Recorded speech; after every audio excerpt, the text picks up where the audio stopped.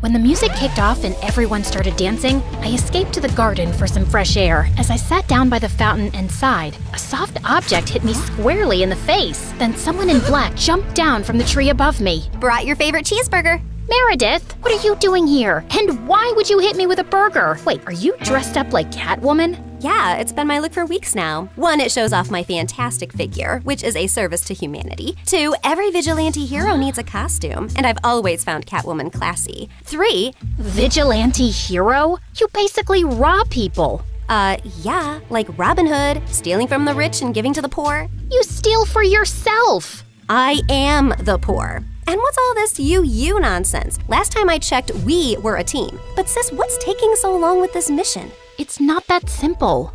It's pretty simple. You make this rich dude fall for you, get access to his vault, steal the painting, and we run off to Bora Bora. Are you having trouble making him fall for you? Maybe he hates your eyebrows. I don't know, but I feel like punching you in the face every time I see your eyebrows, which is basically every time I see your face. Shut up, Em. Everything's going fine. Okay, but hurry up. This catsuit is giving me a butt rash, even though I use baby powder under it. I want to put it away soon and retire on a beach in a bikini. Aren't you looking forward to it?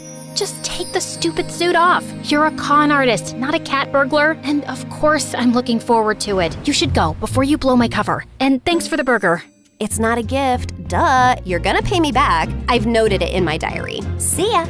I couldn't help laughing as I saw her clumsily climb the wall, then fall over to the other side. But as I turned away, I felt troubled. The problem wasn't about making this rich guy I had to rob fall for me. He already had. The problem was, I'd fallen for him too. Let's start from the start, okay? Hi, I'm Claire, originally from Connecticut. And yes, you might have heard some fun words being used for me. Deceitful witch, manipulative liar, and con artist might come up, none of which is an exaggeration. But people change, okay? Before I tell you my crazy story, please like and subscribe.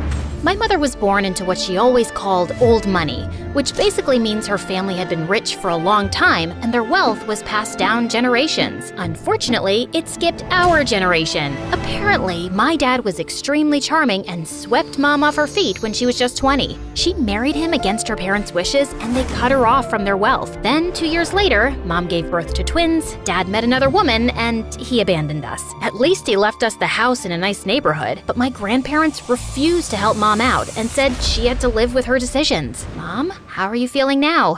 Like my organs are shutting down one by one. So, same as this morning then? Here's some chicken soup.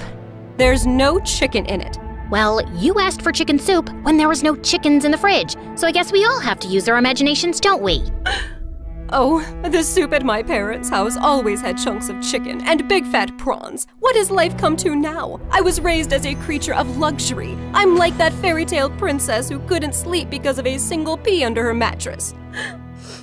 So you say, but there's a bunch of sharp pebbles under your mattress and you sleep like a log and snore like a bear.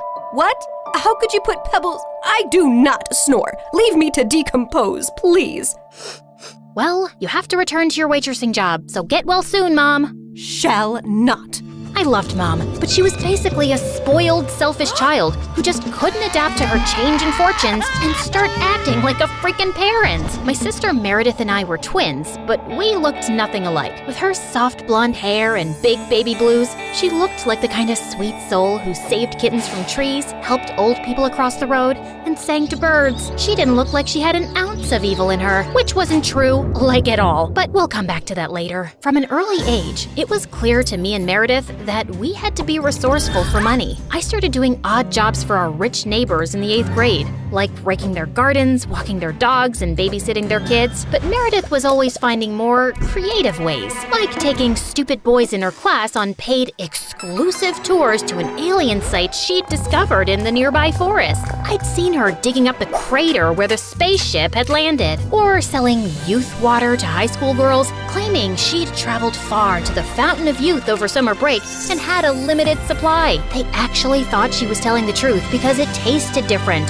yeah, that's because she was filling up bottles from the neighbor's gross jacuzzi. People eventually caught on and stopped buying from her, and that's when she started stealing from me. But whenever I'd confront her, she'd throw a tantrum and deny it like I'd accused her of killing someone. So the next time, I hid money in my diary and made my latest entry. Dear Diary, guess what? What? When Mom took Meredith to the hospital for her sore throat the other day, the doctors made a shocking discovery. Meredith has a rare, incurable disease. She only has a few more months with us. We've decided not to tell her so she isn't scared and lives the rest of her short life in peace. Yes, I'm sad, but not that much because my baby sister is going to a better place. Anne's leaving me all her stuff. I knew my trick had worked when Meredith came down one morning with swollen eyes. When Mom asked her what was wrong, she burst into tears about her incurable disease. Where would you get an idea like that?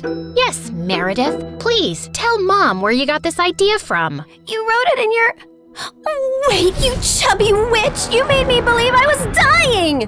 Meredith lunged at me and we went rolling all over the kitchen floor. But she ended up getting grounded for a month for stealing and invading my privacy. I soon started missing her at dinner time though. So late one night, I snuck into her room with ice cream to find her playing darts with my face as the target. I'm sorry you're stuck here, but you did steal from me. I know we don't have a lot right now, but we'll work hard and make money in the future.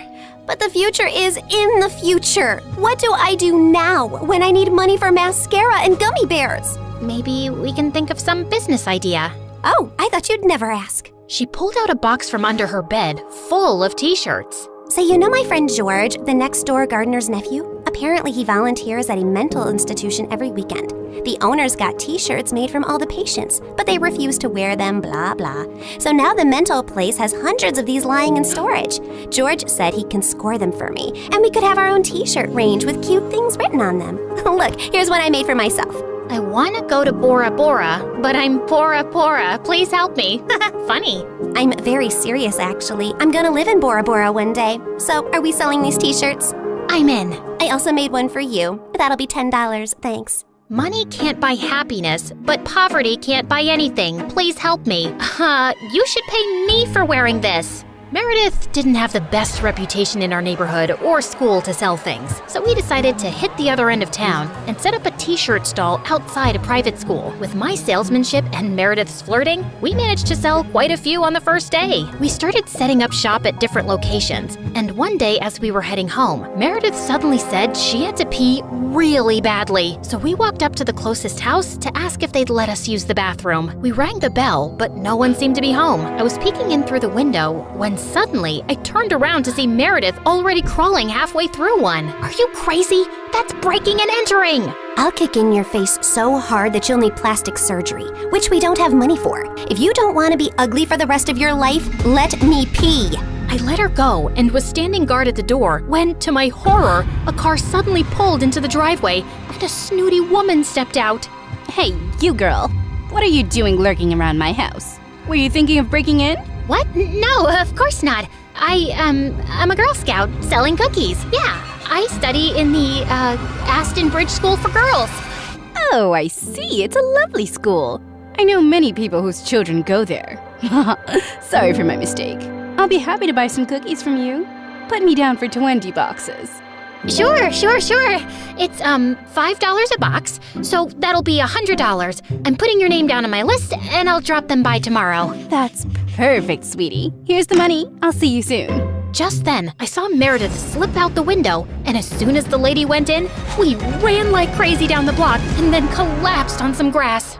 Look, I took some pastries from her kitchen. Perfect for a spontaneous picnic. That's stealing! Oh, you're one to talk. I heard the whole cookie conversation from inside. You took that lady's money and you're never gonna give her any cookies. I was just trying to distract her before she caught your butt. I didn't think she'd be dumb enough to actually give me the money. I can return it.